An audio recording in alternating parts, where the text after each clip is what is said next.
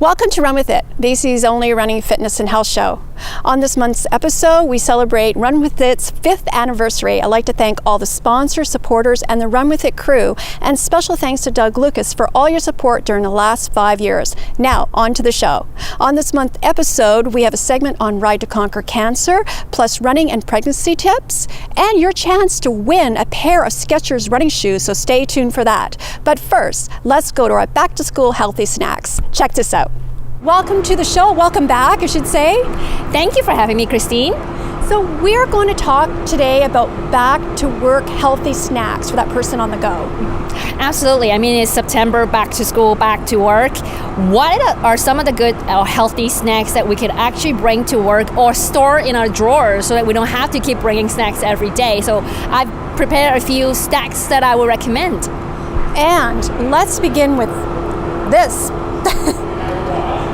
Now this is trail mix. Of course, the best is homemade. You mix your nuts, you mix in your dry fruit, perhaps some cereals. But if you want something you can just purchase at the store and store it in your drawers, this is a good one with nuts and seeds, sunflower seeds, pumpkin seeds, and dry fruit. This is a very good snacks. Have some protein with it and some sugar, so it would be good for, let's say, pre-workout snacks after work, and this would be a good snacks before running, let's say. And it has cranberries? Absolutely. My favorite is always cranberries in terms of dry fruit. That's wonderful. And what's next? Granola. Like many times that people will ask, like, what are some of the good granola bars? I mean, granola bars are easy, it's handy, you can store it in the car. I would always say if you don't really need to hold it in your hands, I would recommend actually having granola instead of granola bars because of the sugar.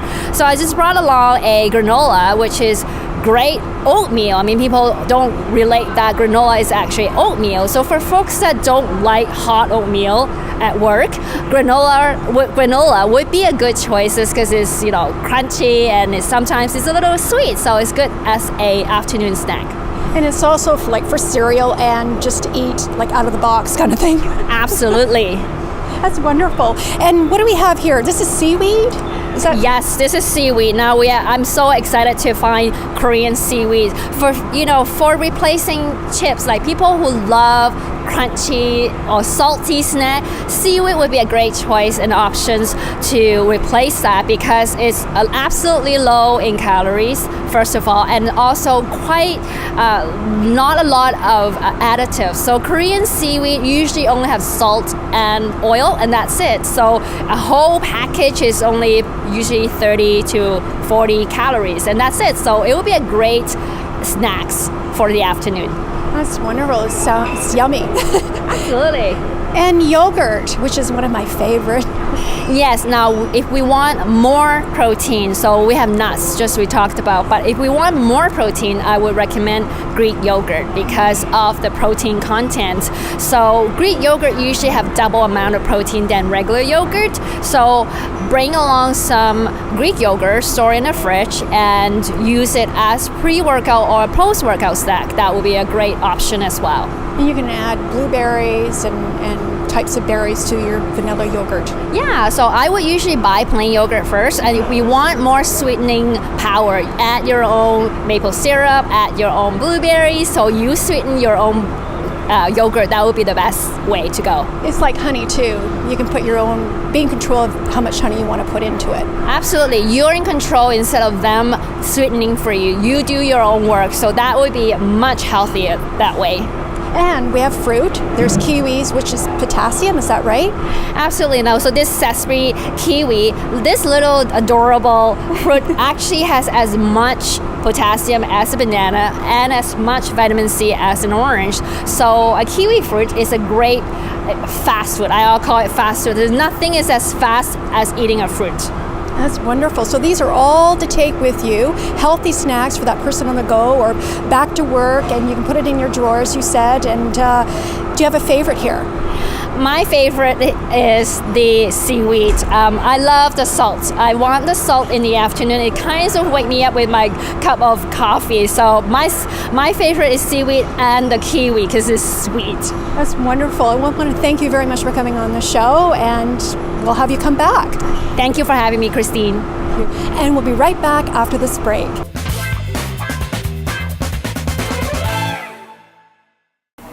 Derek, welcome to Run With It. Thanks for having me. Yeah, I'm so excited that you're here and your team, and you are the captain of the Ride to Conquer Cancer.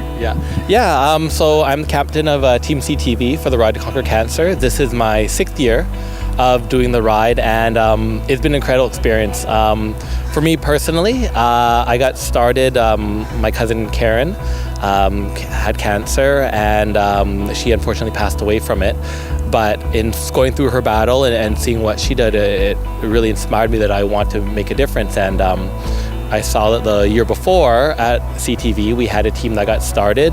So the following year, when I heard about it, I just wanted to get on board and do what I could to obviously raise some donations, do some fundraising for the Ride to Conquer Cancer and the BC Cancer Foundation. Doing this ride together, we brought people from all the different departments, all the different areas together for one coordinated sort of unified reason. And it's really given us a way to interact with each other that in most office buildings you don't have.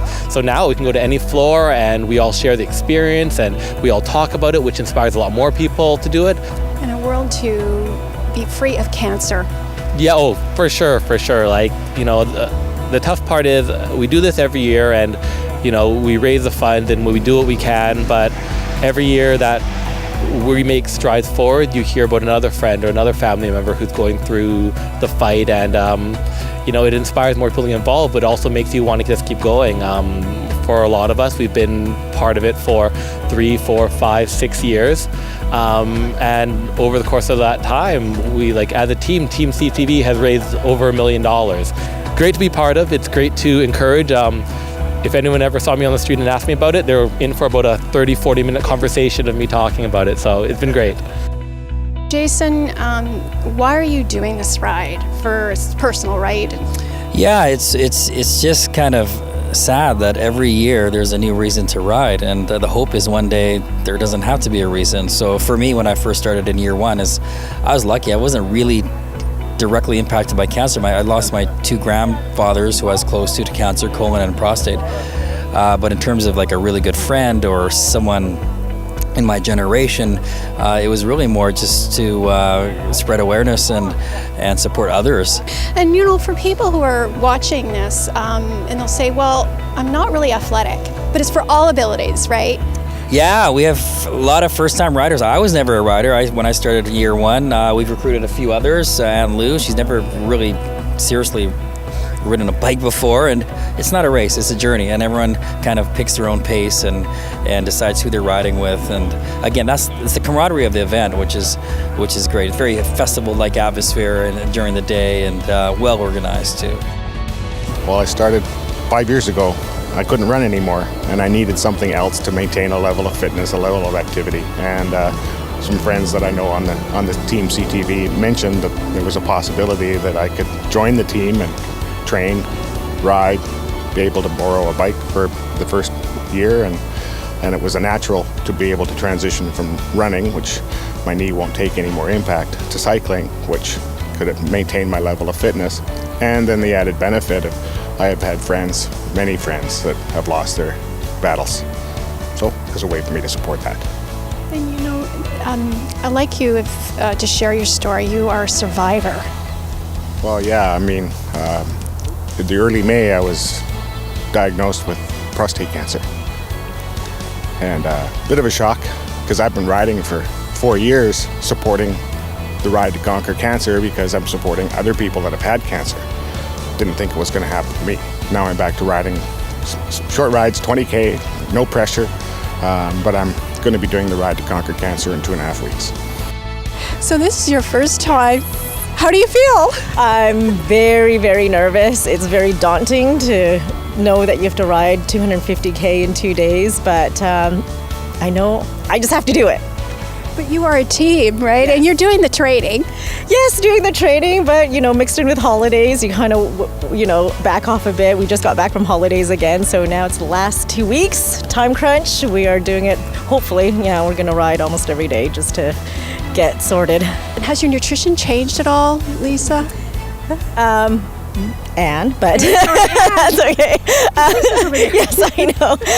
No, it hasn't, because now in my mind I'm thinking I'm riding all these great lengths, so I can eat more. So that's a bad thing. But I think these next 2 weeks we're just going to focus on eating better and riding longer, and then up until that day, then we'll go full force.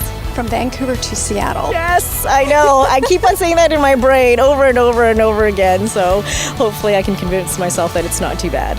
Thank you very much, Anne. Thank you so much.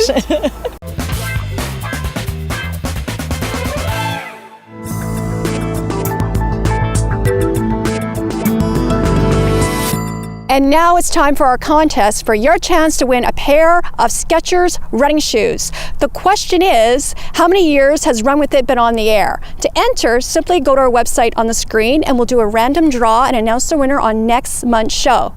And good luck.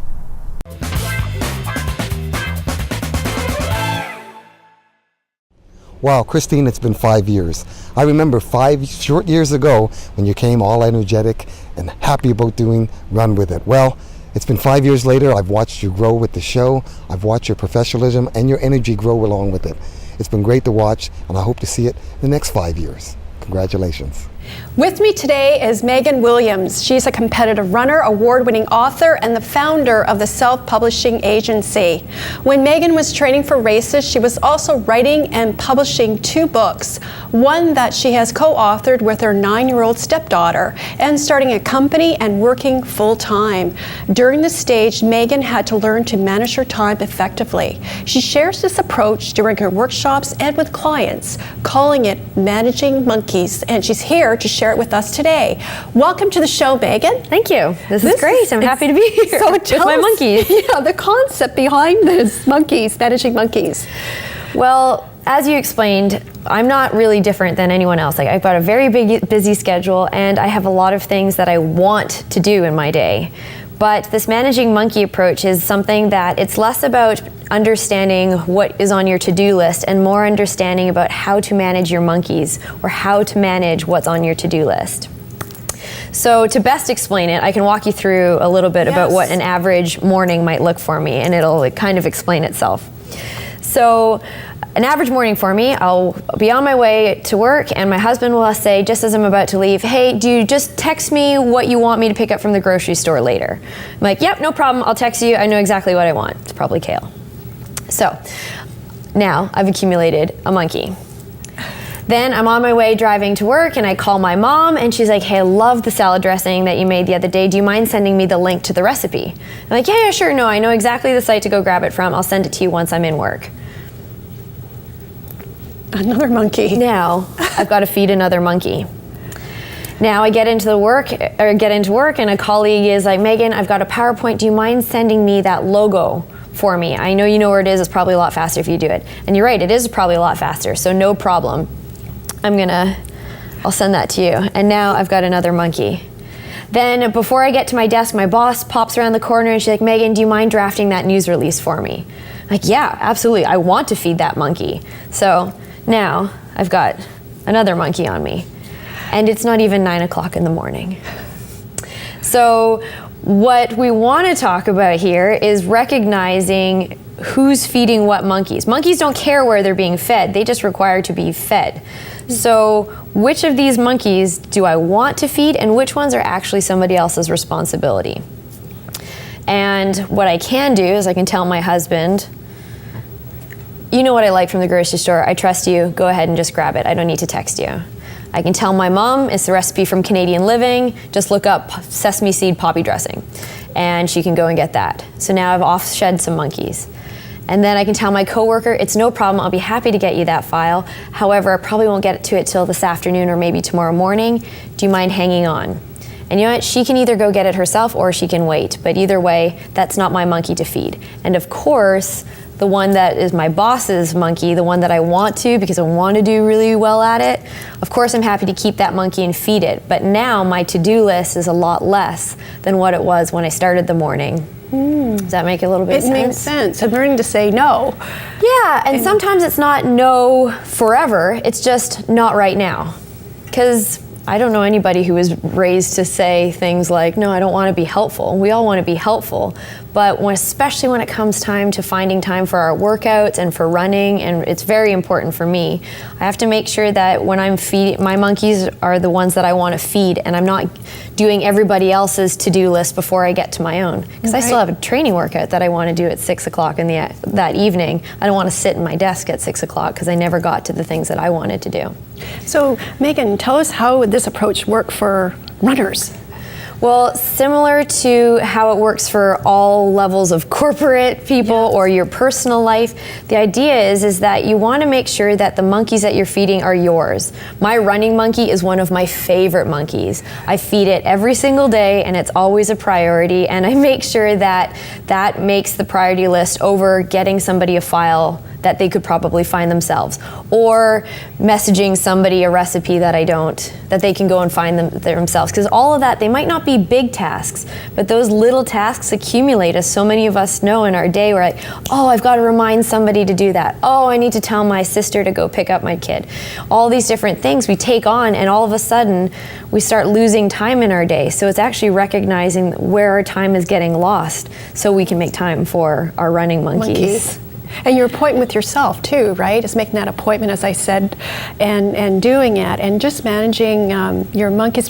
So that's what works for you. Yeah. So you work with corporate clients. So, like, any tips that you could share as well? I think the main tip is to remember is that nobody likes somebody who is overwhelmed, and none of us are like the best version of ourselves when we are overwhelmed. So I encourage everybody to take a look at their monkey list and all the monkeys in their zoo, and that would be personally, that would be professionally, that would be health-wise, and just take a look, because sometimes what I find that people are recognizing is that their to-do list is filled with things that might not actually be theirs to do. So what we want is that when that workout monkey or that running monkey comes up in your life, because it's important to you, you want to feed it, to make sure that it's one that you're actually feeding and not letting slide off. My other tip for people is that if you do have a monkey on your to-do list, like a great example is people who buy a yoga pass, for example. They've got 10 and it's just nagging at them, like, come to yoga, and you're always thinking about it. The thing is if you can't feed that monkey, your schedule doesn't allow for it, you don't want to feed that monkey, shoot it.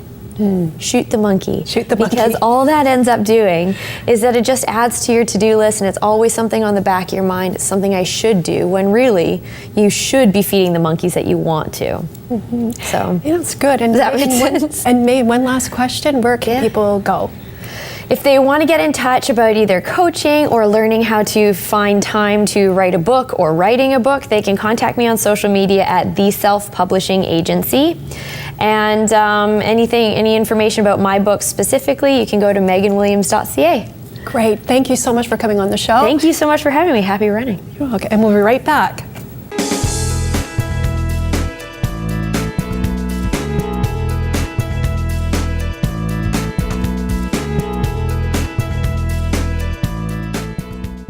Welcome back, Saida. Oh, thank you, Christine. It's nice to be back. You're on one of the very first shows talking about running tips, and I'm so pleased to have you back because you're going to be sharing some tips on running with baby. Yes! So as you can probably tell, I'm 7 months pregnant right now, and I've been running through the whole pregnancy, and it's been quite an adventure, so I'm really excited to share some tips. So how did you stay motivated?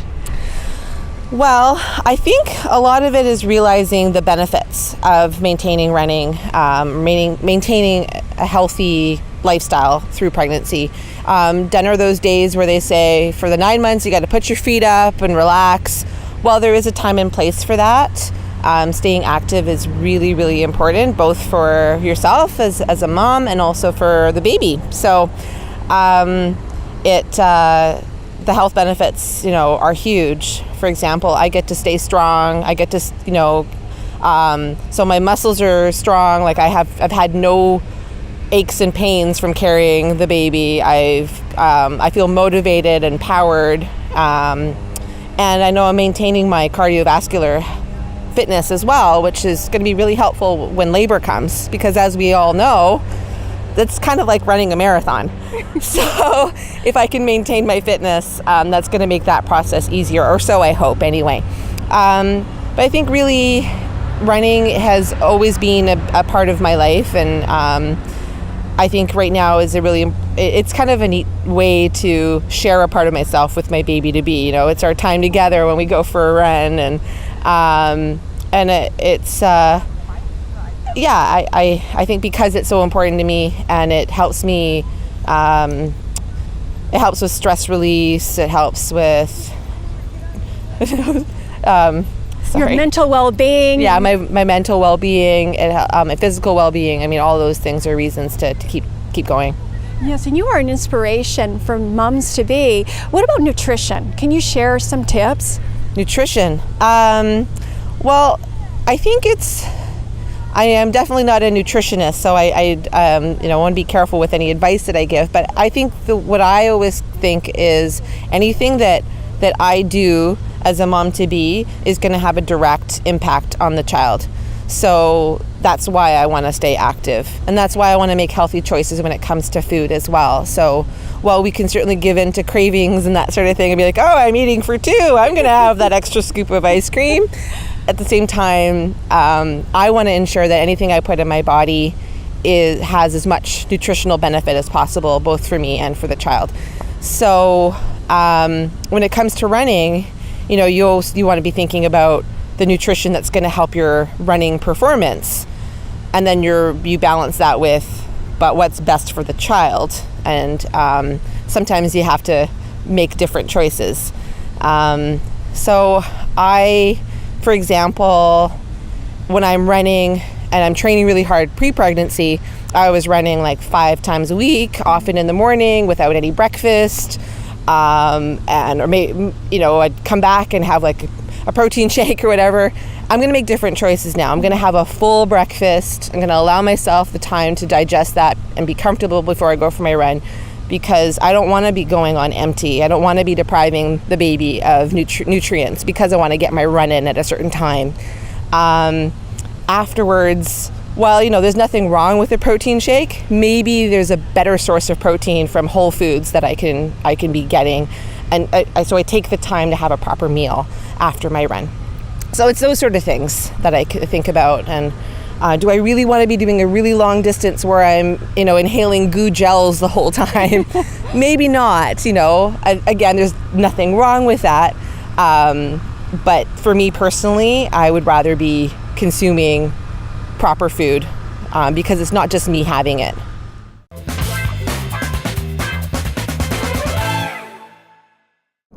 Thanks for watching. If you have a question or comment about today's episode, go to our website on the screen. For past episodes of the show, go to our YouTube channel. Until next time, run with it. Run With It is sponsored by Be Well TV, Craft Beer Market, Hype Hair, Merit Media Group, and Skechers Performance Canada.